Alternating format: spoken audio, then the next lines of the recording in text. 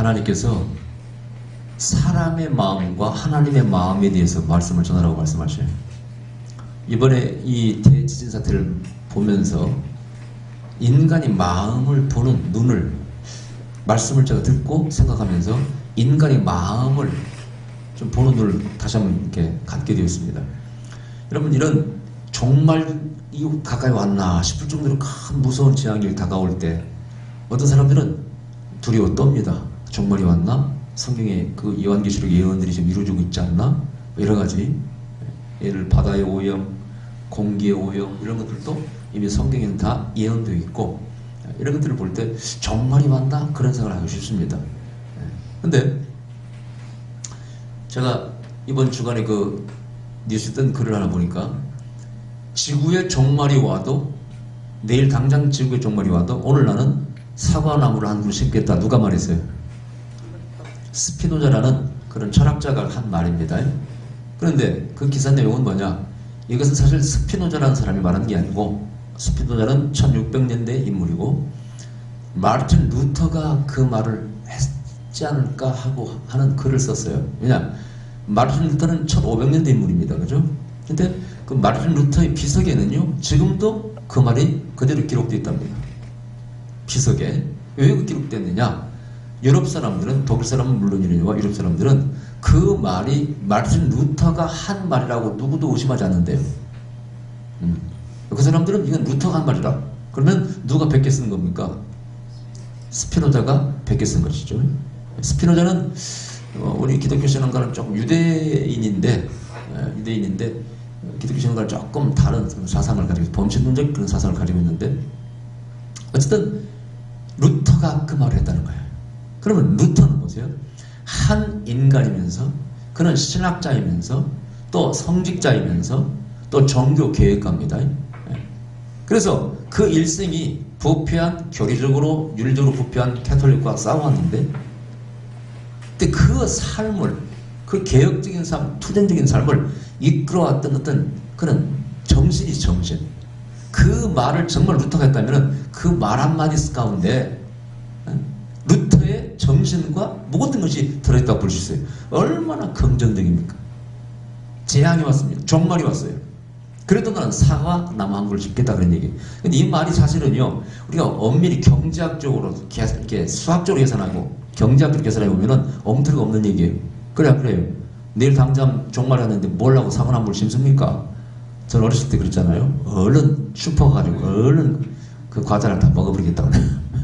애나 내일 죽을 바에요. 오늘 시간 먹고 죽자. 이런 어린 마음에 그런 생각을 해본 적이 있습니다. 그 어머니한테 말씀드리니까 어머니가 늘 웃으셨는데, 근데 실질적으로, 현실적으로, 경제학적으로 누가 똑똑한 생각이에요? 제가 똑똑한 것이죠. 그죠? 뭐 심어봤자 먹지도 못할 거 뭐로 심습니까? 그죠? 그러나 이건 경제학적으로, 뭐 산술적으로 계산할 문제가 아니에요. 우리의 삶을, 우리의 인생을, 이 지구 모든 것을 경제학적인 논리로 설명하면 안 됩니다. 아멘.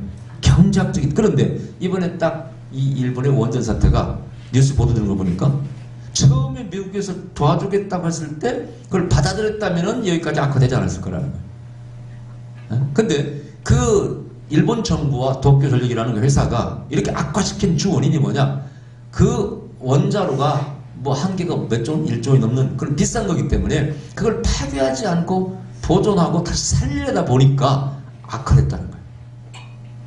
근데 그 말을, 뉴스를 보면서 한편으로는 참으로 또 참 이율배반적인 불쌍한 사람들이 눈에 딱 떠올라. 누굽니까? 결사대들. 그 원자로를 갖다가 지키려고요. 처음에 50명의 결사대가 요즘 뉴스는 이제 500명이 넘게 제안했다고 하더라고요. 근데 거기 보니까 결사들은 자식이나 가족이 없는 사람이 주로 많대요. 나 혼자 죽어도 뭐 별로 슬퍼할 사람도 없고 부양할 책임도 없고, 그러니까 에라 내가 가서 희생하자 갔는가 봐요. 정부와 회사는 돈을 내끼려고, 또 나라의 뭐 체면 뭐 이런 거 다 있겠지만은 뭔가 경제적인 논리로 접근했고, 그 결사들은요 희생의 원리로 접근했어요. 여기서 이 사건을 통해서 사람의 마음이 드러납니다. 이렇게. 한쪽에는 간악하고 속입니다. 돈으로 따지려고 합니다. 돈이 신입니다. 한쪽에서는 그 작은 사람, 이름도 없는 사람들이지만 자기를 희생해서 살려고 해요. 여기서 두 가지 마음이 나타나. 하나는 인간의 교활함과 간악함이고 또 하나는 신이 하나님이 우리에게 준 하나님이 이루는 자 희생의 마음이 나타나. 저는 두 가지 마음을 봤습니다. 여러분 예수님께서 아기일 때 그 엄마 마리아가 아기를 안고 왔을 때 예언자가 뭐라고 그랬어요? 너의 마음을 칼로 찌르는 것 같을 것이고 사람의 마음을 드러내려 함이라 그런 표현이 있어요. 예수님이 십자가를 통해서 사람들의 마음이 드러난대요. 그 십자가를 받아들인 자가 있고 그를 조소하고 조롱한 자가 있고 죽이는 자들이 있습니다. 그죠? 예수님의 삶을 통해 십자가를 통해서 인간의 마음이 드러나요. 나타나요. 그런데 하나님께서 오늘 저에게 주신 말씀은 인간의 마음과 하나님의 마음을 전하래요. 여러분 인간의 마음이라는 게 어떤 것입니까? 여러분 인간의 마음, 인간의 근본적인 문제가 뭐냐? 성경은 창세기 3장에서 밝히고 있어요. 자, 여러분 예를 들어서 불교에서 여러 가지 인간을 분석합니다. 인간의 문제를 막 분석해. 모든 철학자들이 분석해. 성경도 마찬가지. 인간의 문제가 뭐라고 분명히 밝히고 있어요. 여러분 창세기 3장에 가면은 인간의 마음의 근본적인 문제 4가지가 딱 나옵니다. 뭐가 나올까요? 첫 번째는 교만이라고 말씀하고 있어요. 하나님의 영역, 하나님의 그 보좌, 하나님의 권위, 권세를 탐하려고 있어요. 사탄이 그걸 충동질합니다. 네가 이 선악과를 따먹으면 눈이 밝아지고 하나님같이 되리라. 하나님과의 보좌, 권능과 능력, 영광 거기에 너도 그 위치에 올라갈 수 있다라고 충동질합니다. 그때 인간이 속에 있는 교만의 마음이 여기서 부풀어지기 시작해요. 결국은 따먹게 되지 않습니까? 인간의 마음의 근본적인 문제가 뭐라고요? 교만이라. 사실은 지진이 어디서 왔느냐? 일본이 죄를 지어서 우상을 섬겼기 때문에 그랬다라고 이 목사님 몇 분 얘기해가지고 아주 그냥 질타를 받는데 저도 참 가벼운 말이라고 생각이 들어요. 여러분 상가집에 가서 그런 말 하면 되겠냐 그러면 당신 죄 지어서 죽었다고. 분명히 너가 보면 13장에 성경에 나와 있어요. 망대에서 사람이 떨어져 죽었는데 저 사람들이 죄를 짓기 때문에 죽었다고 막 말을 했는가 봐. 주님께서 뭐라고 그랬어요? 아니라 너희는 저보다 죄가 없는 줄 아냐? 그래 살아있는 줄 알아? 교만 떨지 말라고 책망하는. 오히려 그걸 보고 너 자신의 죄성을 회개하는 기회로 삼으라고 가르치는 말씀이 나옵니다. 남의 불행을 보면서 우리도 회개하는 마음을 가져야 돼. 우리 역사도 보세요. 수많은 재앙을 겪고 전쟁을 참사를 경험했습니다. 우리도 매년 홍수 경험합니다. 태풍과. 그러면 과거는 그렇고 지금도 그 수많은 죄를 지어서 맨날 재앙이 옵니까? 필리핀은 태풍이 지나는 길목이라 매년 홍수가 돼서 수백 명이 죽는 것은 매년 일어나는 일입니다. 거의. 그럼 죄를 그렇게 많이 지어서 그런 거예요? 그렇게 말할 수 없는 것입니다. 함부로 그렇게 말해서는 안 되는 것입니다. 여러분. 그러나 또 한편 이것은 제가 볼 때 일본 사람이 저라고 보기는 뭐하고요? 인류의 죄다라고는 말할 수 있어요. 사람들의 죄다. 인간의 모두의 책임입니다. 여러분 이것은 성경에서 말씀하고 있어요. 선악과를 따먹고 에덴 동산에 쫓겨나는 순간부터 인간은 고통이 들었다고 말씀하고 있어요. 모든 것이 꼬여가기 시작합니다. 하나님과의 관계, 부부간의 관계, 형제간의 관계 착착착착 단계별로 꼬여가는 과정을 성경은 그대로 말씀하고 있어요. 근데 그것이 인간이 가지고 있는 근본적인 문제들이고 그 중에 제일 첫 번째가 뭐라고요? 교만이라. 그래서 하나님께서 제일 싫어하는 것도 우상을 섬기는 걸 제일 싫어하죠. 우상을 섬기지 말라고 되어 있어요. 계명 중에 보세요. 하나님 섬기는 계명이 4가지가 나오는데 1부터 4까지 거기에 보면은 전부 다 하나님을 섬겨야 될 이유를 말씀하고 있고 우상을 섬길 때 오는 하나님의 심판과 그 책찍을 말씀하고 있어요. 그래서 분명한 것은 에덴 동산에서 타락할 때부터 모든 것이 꼬이기 시작했고 그 결과로 인간에게 많은 재앙이 온다고 감히 말할 수 있고 성경은 그렇게 분명히 말씀하고 있는 것입니다. 그래서 다시 우리가 이 파라다이스 낙오를 찾으려면 어떻게? 하나님과의 관계가 개선되고 다시 우리는 에덴 동산에 들어가고 에덴 동산을 회복해야 됩니다. 그것을 가능케 하기 위해서 예수님께서 오셔서 우리 죄를 대신 지시고 십자가를 지시고 돌아가신 것이죠. 첫 번째가 교만이라고 되어 있어요. 그 다음에 그게 뭐라고 되어 있냐면은 그 선악과를 보는 순간 이 하와의 마음속에 보암직하고 모음직하고 따먹고 싶은 생각이 들어요. 탐욕이라고 말해요. 탐욕은 이렇게 더 나눠보면은 거의 본능에 대한 어떤 절제하지 못하는 것들이죠. 그래서 어가 넘치게 됩니다. 이번에도 물이 경기를 넘쳐 들어오니까 죽었지 않습니까? 예. 근데 인간의 마음이 넘지 말아야 할 선을 넘어. 이게 탐욕입니다. 탐욕 때문에 선악과를 따먹어요. 여러분 모든 실수를 저지를 때 내가 범죄하고 실수를 저지를 때 실패할 때 항상 교만과 탐욕 때문에 여러분들이 다 실수를 저지르는 걸 여러분 스스로가 아마 아실 거예요. 저도 마찬가지고. 또 하나는 뭡니까? 배반입니다. 그러므로 말미암아 하나님을 배반했다 그런 얘기죠. 그러므로 말미암아 부인을 아내를 배반합니다. 내 뼈 중에 뼈 살 중에 살이라고 그렇게 시처럼 찬미하고 아름답게 감사를 고백했던 이 아담이 범죄한 뒤에는 어떻게 했어요? 당신이 준 내게 준 여인이 여자가 이걸 따먹혀서 먹었다고 벌써 부부간에 남녀간에 사이가 깨지고 하나님과 사이가 깨지고 배반으로 오르기 시작하고 나중에 자기를 가리는 숨는 거짓까지 연결돼. 그래서 교만과 탐욕과 배반과 거짓이 인간의 네 가지 기본적인 악이라고 저는 생각합니다. 이게 바로 창세기에 기록되어 있어요. 그걸 말씀하고 있어요. 그것이 우리 인간에게 고통을 가져옵니다. 삶에 뭔가 파괴를 가져옵니다. 모든 걸 꼬이게 만듭니다. 여러분 보세요. 깊이 생각해 보세요. 진짜 교만과 탐욕과 배반과 거짓이 우리 삶 속에서 모든 악을 조장하고 있지 않습니까? 지금도 여러분 리비아 사태에서 카다피 보세요. 수십 년 동안 정치를 교만과 탐욕이 이끌거립니다. 그 심판을 받고 있어요. 전에 제가 하나님 정의 공의를 설교할 때 말씀드렸죠. 자기 힘 있다고 지배하고 오래 장악하고 누리고 하는 거, 그래서 남의 만족을 깨뜨리고 남의 이익을 침범하고 자유를 깨뜨리고 한다면 이것은 정의를 공의를 위반하는 것입니다. 분명히 징계를 받게 되어 있어요. 자, 그런데 그래서 인간의 마음이 이걸 로마서에서 정확히 말씀. 인간은 원래부터가 의인이 없대요. 타락 이유는 특히 이 속에 교만이 가득 차 있습니다.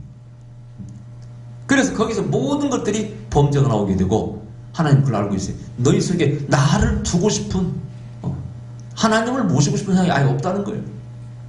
사실은 이 무신론자와 대화를 나눠보면요, 참 이 말씀이 맞아요. 하나님을 모시려고 하지 않습니다. 근데 하나님을 모시려고 하지 않는 사람은 특징이 교만은 못하다. 너무 인간을 신뢰하고 자신을 신뢰합니다. 여러분, 이 인간의 역사가 인간을 신뢰하면 100% 망한다고 돼 있어요. 100% 망한다고 돼 있어요. 100% 망합니다.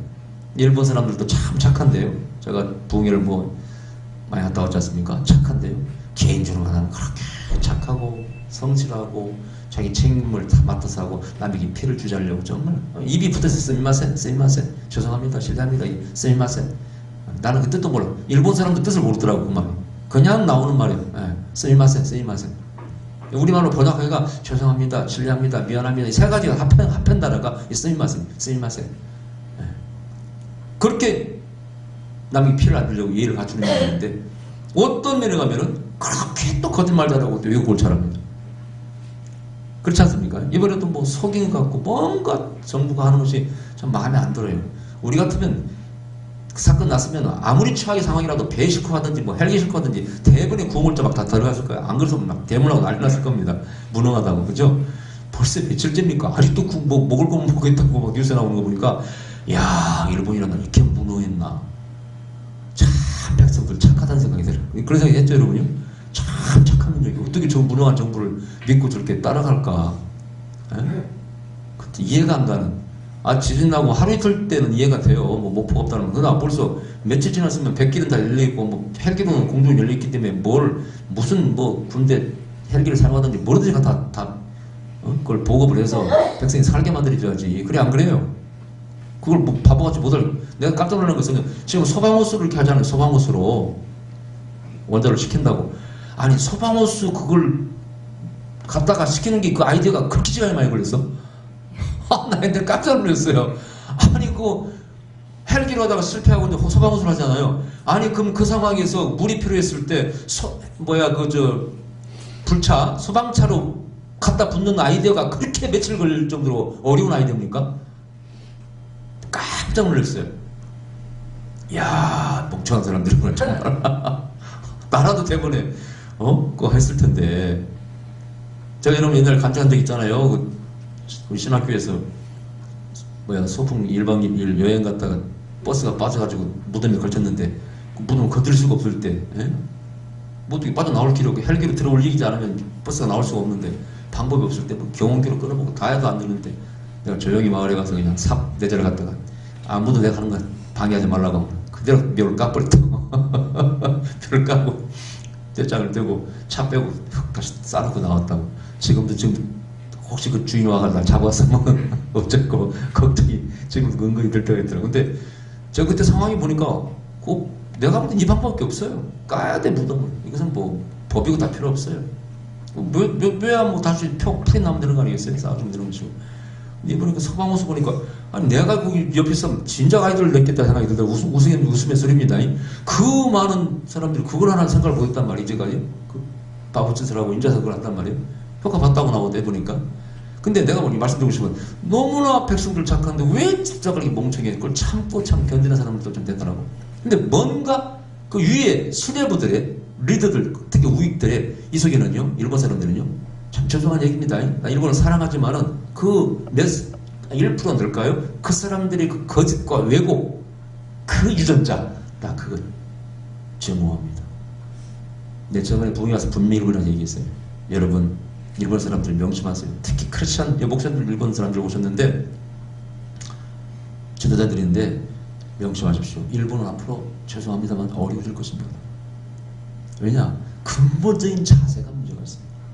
지금은 한국 상품이 일본보다 질이 떨어지니까 그래도 일본 걸 팔리죠. 일본 걸 팔리지, 그죠? 그런데 보세요.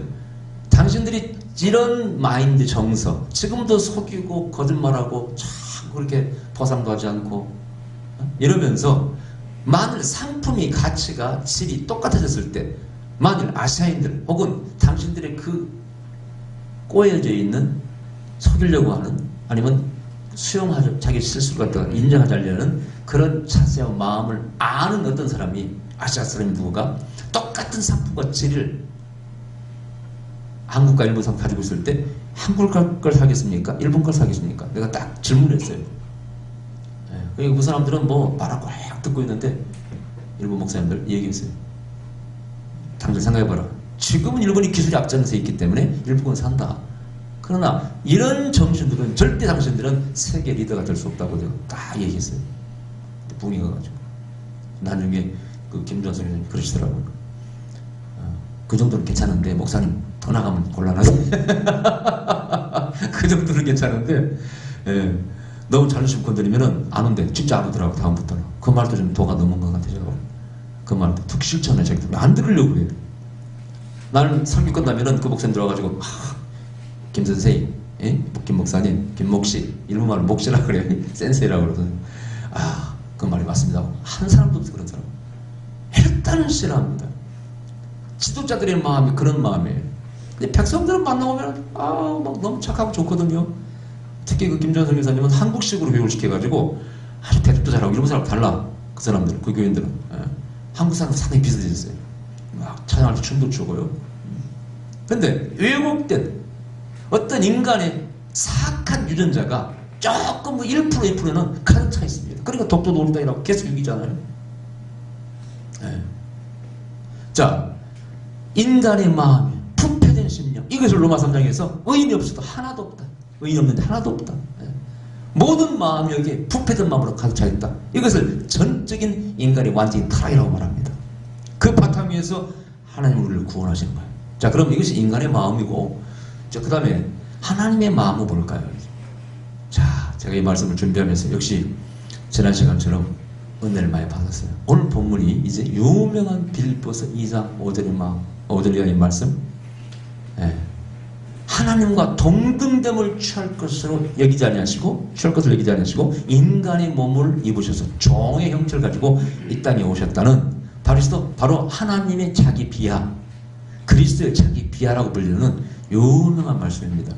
근데 저는 바울이 왜 이런 정말 이 귀한 말씀을 이렇게 적을 수 있었을까? 이 바울의 통찰, 바울의 그 어떤 하나님의 계시와 감동과 통찰 대단한 것입니다. 여러분, 이 말씀은요 바울만이 할 수 있는 말이에요. 바울만이. 예. 어떻게 하나님이 인간이 되었을까라고 깊이 바울은 고민한 사람이에요. 근데 원래 바울은 어떤 사람입니까? 원래 예수님이 하나님이라고 안 믿었던 사람이에요. 그죠? 예수를 메시아로 인정 안 했던 사람입니다. 그죠? 근데 그가 예수님을 메시아로 확실히 믿을 수밖에 없는 계기가 뭡니까? 바로 다메섹도 산에서 빛 가운데 부활하신 예수님. 하늘 공중에서 들려오는 사울아 왜 네가 날 핍박하느냐? 공중에서 들려오는 신의 음성을 들었단 말이죠. 그때 이 사울이라는 청년이 내가 핍박해왔던 예수님이 누구라고요? 바로 하나님이라는 걸 깨달은 것이죠. 그죠? 이 과정을 거치면서 예수님은 바로 하나님이었다는 이 놀라운 진리를 알게 됐어요. 근데 베드로나 이 제자들은요, 예수님이 기적을 체험을 했지만은 아직도 믿음이 이렇게 하나님이 신이 인간이 이 땅에 오셨단 말인가, 우리 곁에 계셨단 말인가, 여기 대해서 아주 확실히 좀 적어요. 주는 그리스도시요 살아계신 하나님의 아들입니다. 이 말씀도 사실 맞는 얘기죠, 그죠? 그러나 그리스도시요 하나님의 아들이라는 말씀은요, 바울이 지금 깨닫는 것과 조금 다른 차원이에요. 여러분, 메시아는 이 땅에 오신다는, 메시아가 오신다는 예언은 이미 그 땅에 있었습니다. 그런 뭐랄까 전설이 또 말들이 유행하고 있었어요. 이미 성경에 그런 사상이 있어요. 하나님이 인간이 오신다는 사상이 있습니다, 성경에. 근데 메시아로서, 즉 메시아 구세주로서 우리를 구원할 자로 오신다는 것은 알고 있어요. 그래서 그분이 하나님의 아들이라고 말한 것은 베드로의 믿음이에요. 참 고백입니다. 대단합니다. 근데 바울은 뭐라고 하느냐, 이분은 하나님과 똑같은 분이라고 말씀하고 있어요. 그러니까 예수님이 뭐라고 그랬어요? 아버지가 내 안에 있고 너희가 나를 봤으면 너희가 아버지를 보았다. 하나님 아버지와 예수님은 자신을 동일시 같다, 그런 얘기. 근데 베드로나 누구나 이렇게 하나님 아버지와 동일시를 못 시켰습니다. 무슨 말이죠? 이해가 됩니까, 우리 학생들? 예수님이 하나님이다 이렇게 말을 못했다, 그런 얘기예요. 그분은 메시아다 이렇게는 말하기 쉬워요. 약간 차이가 있으니까요. 하나님의 아들입니다 이렇게 말하기는 쉬운데, 이분이 하나님입니다 이렇게 말하기는 어렵다, 그런 얘기예요. 그래서 예수님이 아버지가 내 안에 있고 나를 봤으면 너희가 아버지를 봤다고 하는 말씀이 큰 파문을 일으키고, 그것 때문에 막 죽이려고 하지 않습니까? 자칭 하나님이라고 했다. 바울은 정확히 말씀하고 있습니다. 아버지, 근본 하나님의 본질이나 본질이 같다는 거예요. 본질. 우시아라고 얘기해요. 우시아. 본질이 같다는 거예요. 이야, 이 말을 바울이 했어요. 근데 바울이 왜 이렇게 놀라운 말씀을 강력하게 주장할 수 있었을까요? 이것은 바로 부활하신 예수님이 공중에서 사울아 사울아 네가 왜 나를 핍박하느냐, 공중에서 빛 가운데 들려오는 음성은 하나님의 음성이라고 생각하는 유대인의 사상이 있어요. 근데 그것도 그렇지만은 어쨌든 구체적으로 영적인 부활하신 예수님을 만나는 체험을 통해서 예수님이 하나님인 줄 알았거든요, 이 바울은. 이게 중요한 거예요. 거기서부터 뭐가 풀렸냐면은 하나님의 정체가 팍 풀렸어요. 하나님이 어떤 분인가. 오늘 그래서 여기 하나님 마음을 좀 얘기하고 있어요. 하나님은 어떤 분이냐, 어떻게 그 거룩하신 위대하신 신이, 하나님이 인간의 모습을 입고 이 땅에 오실 수가 있느냐, 그리고 비참하게 십자가에 죽을 수가 있느냐, 이걸 지금 이해하고 있어요, 바울이. 여기까지 도달한 자만이, 이 깨달음까지 도달한 자만이 하나님을 비로소 안다고 말할 수 있습니다. 제가 항상 저한테 물으면 그래요. 목사님은 성경 구절에 어떤 구절을 제일 좋아하십니까? 물어요. 여러분들 좋아하는 구절이 뭡니까? 뭐 요한복음 3장 16절 하나님 세상을 처음 사랑하사 독생자를 주셨으니 다 그 말씀 좋아하시고, 뭐 좋아할 구절이 한 구절이 아니죠. 한두 구절이 아니고 많죠. 저는 항상 고린도전서 2장 2절을 전 좋아한다고 얘기합니다. 한번 읽어보세요. 제가 그 말씀을 좋아해요. 고린도전서 2장 2절. 내가 너희 중에서 예수 그리스도와 그의 십자가에 못 박히신 것 외에는 아무것도 알지 아니하기로 작정하였습니다. 이런 바울이 이런 말을 해요. 나는 다 필요 없다. 나는 예수님하고 십자가에 못 박힌 이거 말고는 나는 아는 것도 없고 알고 싶지 않다. 나는 옛날에 이 말씀을 보고요, 바로 이렇게 연결시킨 걸 제가 묵상을 하면서, 야, 바울이 만난 예수님은 바울이 예수님을 만난 체험을 통해서 하나님의 정체를 꿰뚫어봤구나. 하나님이 어떤 분인가를 깨달아요. 그 경지, 그 도에 바울이 도달했구나. 이 바울이 한 말 가운데 유명한 말씀이 많이 있어요. 내가 형제를 사랑하고 사랑하면 너희가 계명을 다 이루었다, 이렇게 이런 얘기예요. 이런 깨달음, 이런 바울의 어떤 가르침은요, 어떤 경지에 도달하지 않으면 절대 그런 말 할 수가 없어요, 여러분. 불교에서는 뭐 법어라 그러죠. 물은 사는 산이 물은 물이다. 산산수수. 그러면은 그걸 깨닫는 사람은 거기 끄떡끄떡합니다. 근데 모르는 사람 뭔 소리예요 지금? 당연한 말 아니에요 지금? 특히 우리 목사님들도 또 경솔한 사람들은 당연한 말을 뭐 대단한 말처럼 하냐고 말하는데 그게 단순한 말이 아닌 것이죠. 그게 오묘한 자기들 깨달음이 있는 것이죠. 그걸 인정해야 됩니다, 여러분. 근데 저는 이 바울의 말씀, 사랑은 모든 계명의 완성이라. 형제를 사랑하면 너희는 계명을 다 이루었어. 그 다음에 이런 말씀, 예수님과 십자가 외에는 나는 아무것도 이제는 알지 않은 작정이다. 나는 예수님 안에서 발견되기 위해서 모든 것을 배설물처럼 다 버립니다. 그 다음에 고린도서 1장 18절 유명한 말씀, 또 찾아보세요. 다 아는 말씀이겠지만 고린도서 1장 18절. 십자가의 도가 멸망하는 자들에게는 미련한 것이요 구원을 받는 우리에게는 하나님의 능력이라. 십자가가 그렇게 미련한 거예요. 누구에게는? 안 믿는 자들에게. 생각해보세요. 비참하게 십자가에 죽어가는 한 인간, 비참하게 죽어가요. 거기에 아름다운 게 있겠습니까? 죄인의 몸을 죽는데. 그런데 바울은 그 십자가의 속에서 놀라운 인류의 희망과 진리와 모든 것을 발견하는 거예요. 깨닫는 거예요. 뭐가 있을까요, 그 안에? 자, 제가 말씀드리겠습니다. 여러분, 하나님 저희 주신 놀라운 이번 말씀의 메시지가 뭐냐면요, 인간의 마음은 교만과 아까 말한 탐욕과 이런 거 널브져 있어요. 그럼 하나님 마음 뭘까요? 오늘 여기 나타나 있습니다. 첫째가 하나님과 동등됨을 취할 것으로 여기지 않으시고, 제가 지난주에 톨스토이를 얘기 들었죠. 중요한 말 빼먹었더라고요. 제가 생각하는데 톨스토이에 대한 평가가 있어요. 이런 평가가 있습니다. 톨스토이는 어떤 사람이냐? 자기의 지위, 자기가 가지고 있는 권세 모든 지위에 저항했던 사람이에요. 이해가 되셔요? 그러니까 부자고 지주니까, 유명한 문학가고 돈도 많으니까 그걸 누리고 얼마든지 살 수 있다 그런 얘기죠.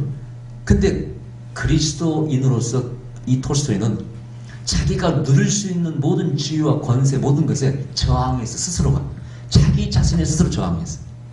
그걸 포기했다 그런 얘기죠. 쓰려고 하지 않고 다 주워버리고. 무슨 이해가 좀 되셔요, 여러분? 좀 어려운 얘기를 내가 설교 시간 하는 것 같다 오늘. 근데 너무 못 읽는 말이야 이 말이. 자기 자신이 저항했다 그런 얘기예요. 그걸 쓰려고 하잖아. 버려버렸어. 똑같은 얘기입니다. 하나님은 하나님의 권세와 영광을 가지고 계시는데 하나님께서요, 당신의 그 모든 지위와 권세에 스스로 저항하셔. 그걸 쓸 걸 포기해버려. 그러면은 쓴다는 건 뭡니까? 그 권세와 법과 율법과 모든 걸 쓰면은 인간 어떻게 다 죽어야 돼. 그래 안 그래? 법대로 하면 다 죽어야 돼. 그리고 하나님 하나님 그냥 그 정의의 분노의 마음대로 하면은 단칼에 인간 다 멸망시켜야 돼. 그래 안 그래요? 죄인이니까. 그런데 하나님은 그걸 포기하셔. 전에 말씀드린 것처럼 토라의 말씀처럼 이 돌비에 앞의 법은 정의와 공의의 법이지만은 뒷면의 법은 뭐라고 그랬어요? 자비와 사랑의 법이라고 했죠. 그 자비와 사랑의 법을 끌어내셔서 공의를 약간 뒤로 돌리시고 먼저 사랑하시고 용서하시고 우리를 구원해 주시오. 아멘. 그래서 여기도 마찬가지예요. 그 동등됨을 취할 것으로 여기지 않으시고 자신을 낮추시고 뭐라고요? 사람의 모양으로 나타나셨으면 자기를 낮추시고 죽기까지 복종하셨으니 곧 십자가에 죽으시리라. 첫째는 동등됨을 취할 것으로 얘기해요. 그 다음에 낮추셨다 이 말이에요. 어디까지? 땅에까지 낮추셨어요. 인간의 몸을 입으셨다. 이것은 가장 비참하고 볼 것 없는 죄인의 모습으로 하나님 오신 것입니다. 우리를 구원하시기 위해서. 여러분들 이해가 안 될 거예요. 내가 항상 비유도 이게 합당한 비유도 아니지만 돼지를 사랑하려면 뭐가 되어야 된다고요? 돼지가 되어야 된다고. 아니 돼지 되는 게 어렵나요? 그러면 돼지 돼지망이 가서 똥구렁텅이 누워있는 돼지가 되어서 누워봐야 이제 알겠지. 그러니까 자신을 낮춘다는 것이 쉬운 게 아니에요. 근데 이 낮추는 게 어디까지? 죽기까지. 완전한 자기 희생, 자기 비움입니다. 그게 바로 하나님의 마음이에요. 인간은 교만하고 자꾸 올라가려고 해요. 하나님은 어떻게? 당신의 모든 영광과 권세를 비우시면서 내려오시고 낮추신다는 거예요. 이게 바로 하나님의 마음이요, 하나님의 성품이요, 하나님의 유전자라 그런 얘기입니다. 이것이 뭘까요? 이것이 세상을 구원한 위대한 능력이라는 이 십자가에 도라는 겁니다. 할렐루야. 그래서 여러분은 인간이 이 지성에서 머리에서 나오는 능력으로 세상을 구원한다고 믿습니까? 과학자를 발견했습니다. 그걸로 세상을 구원한다고 믿어요? 여러분, 인간이 만들어낸 것 지금 좋은 거 많잖아요. 기차, 비행기 그거 없어도 인간 삽니다. 사는데 지장 없어. 지금도 마차 타고 다니는 사람이 있어요. 인간의 머리에서 나오는 것으로 절대 세상 못 구합니다. 법이 아무리 발달되어 있어도 살인사건 무슨 사건 엄청 많이 나옵니다. 지금. 세상 잔인합니다. 지금. 그 법으로 세상 못 구합니다. 여러분. 하나님은 모든 카드를 꺼내세요. 하나님의 당신의 위대한 성품과 본질, 사랑과 희생의 본질을 끄집어내서 그것을 인간에게 유전자를 집어넣으려고 작정했어요. 그게 어디 나오느냐? 첫 번째가 에덴 동산에서 아담이 범죄했을 때 하와가 뭘로써 옷을 입혔다고 되어 있어요? 동물을 잡아서 가죽옷을 입혔다고 되어 있어요. 신학자들은 이렇게 말합니다. 그 가죽옷이 의미하는 것이 이건 희생을 통해서 나온 거라는 거예요. 동물 희생하지 않고 어떻게 가죽을 냅니까?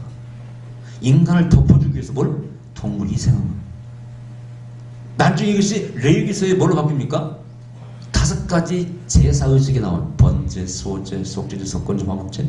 여기도 희생의 제물을 통해서만이 죄가 용서받아. 우리 인간이 용서받으려면 다른 동물이 대신 죽어야 됩니다.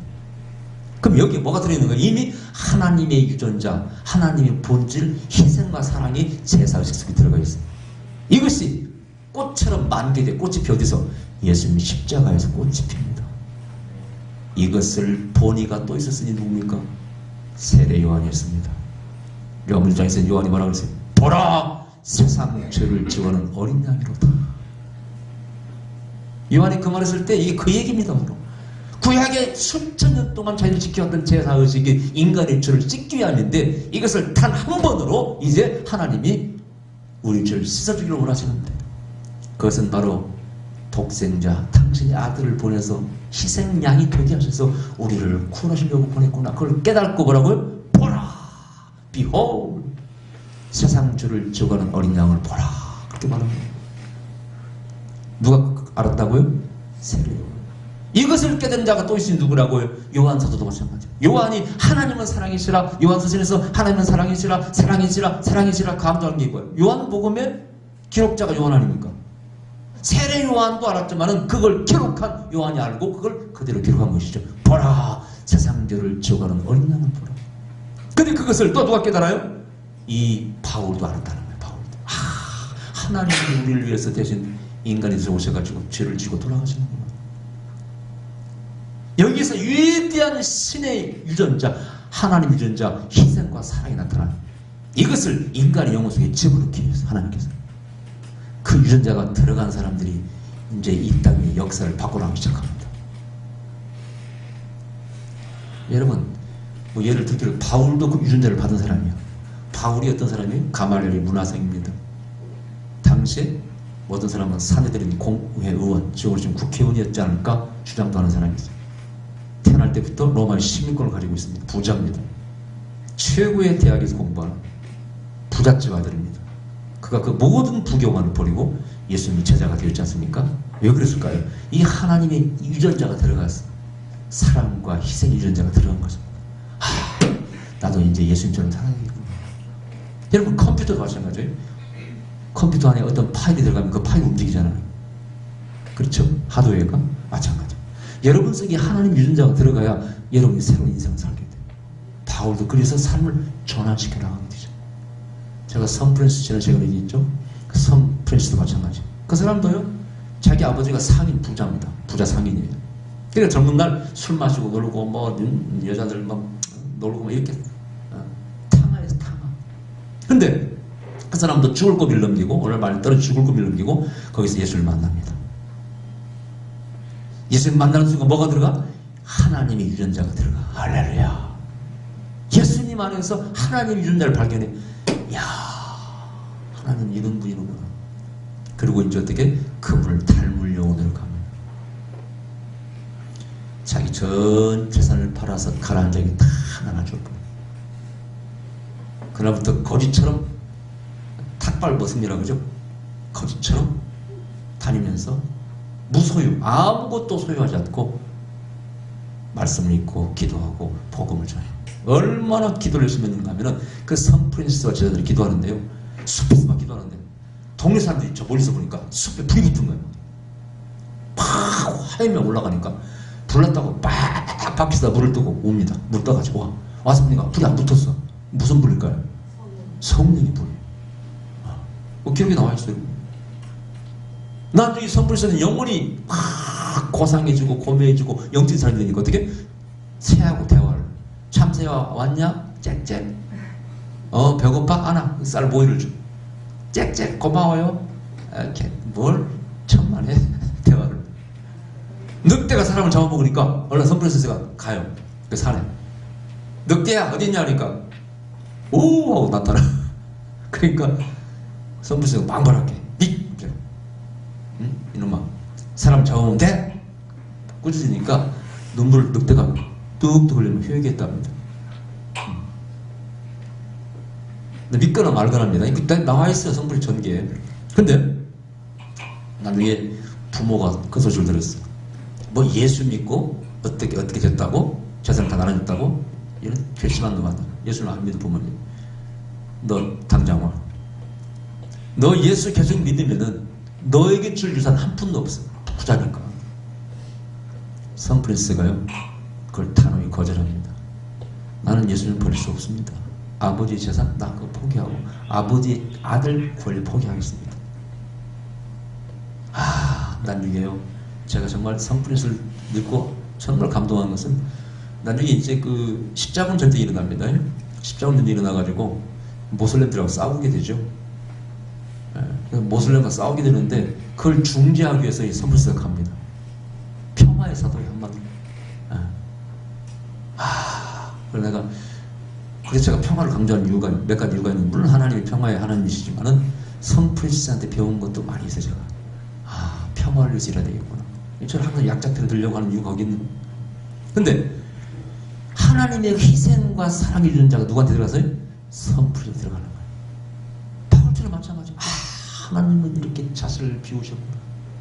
그리고 희생하셨구나. 선프란시스뿐만 아니라 여러분 성령 테라스 마찬가지입니다. 다 마찬가지. 이번에도요 무슨 아프리카 눈물 무슨 아마존의 눈물이 막 그 있잖아요. 그 신부님 이야기. 그 신부님 의사였다잖아요. 의사. 여러분 존경받아 마땅합니다. 캐톨릭 신부님 존경에 마땅해. 의사로서의 누릴 수 있는 부경화를 버리고 갔잖아요. 무슨 유전자입니까? 하나님의 사랑과 희생 유전자가 들어간 거예요. 바울처럼 모든 걸 비우시고 아주 낮게 마지막 죽기까지 복종하고 희생했다는 것입니다. 이게 사실은 복음이고 이게 기독교인데 죄송합니다. 우리가 그런 삶을 살지 못함으로 말미암아 오늘 기독교가 이렇게 욕을 먹고 있습니다. 여러분 선프란시스뿐만 아니에요. 하여튼 엄청난 기독교 위대한 인물들 전부 다 이 유전자를 가지고 있는 사람들. 할렐루야. 근데 이것은 이렇게 말씀하고 있어요. 참 재밌는 말씀. 찾아보세요. 고린도 후서 5장 15절. 저도 한번 찾아 읽겠습니다. 고린도 후서 5장 15절에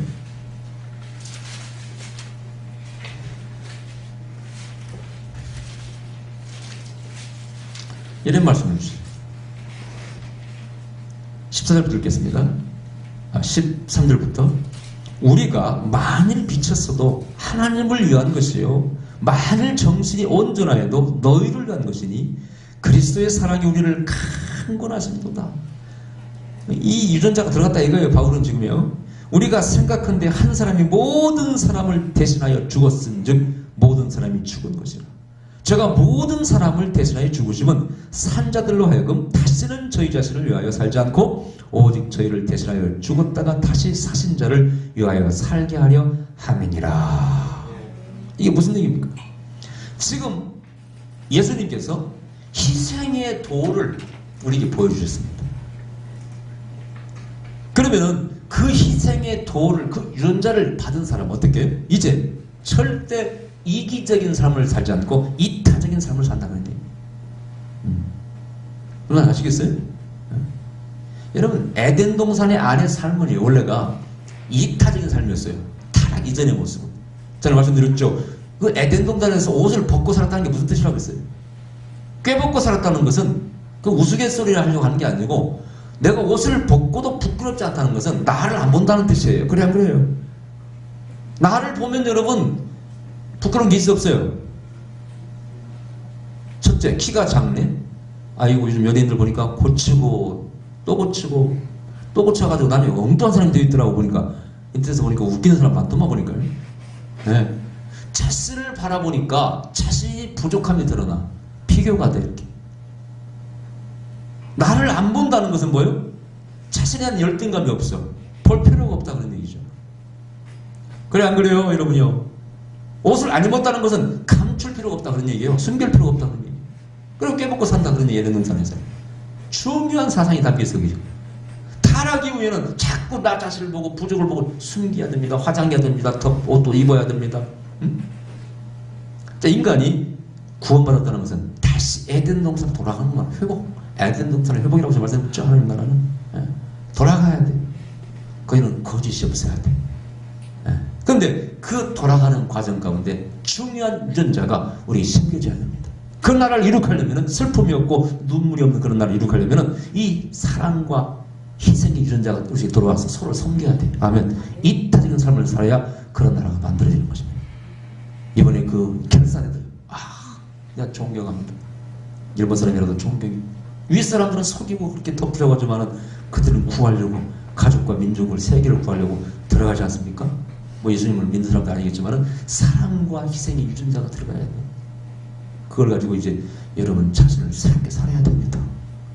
이것을 봤기 때문에 나는 예수님과 십자가 외에는 뭐라고요? 아무것도 알잖아요. 이거 외에는 인간을 구할 방법이 없다는 거예요. 십자가의 돌은 멸망하는 모든 인류를 구원할 능력이 그 안에 있다는 것입니다. 할렐루야. 그 얘기가 바로 그 얘기. 그래서 예수님을 제대로 믿는 사람은요 삶이 바뀌어야 됩니다.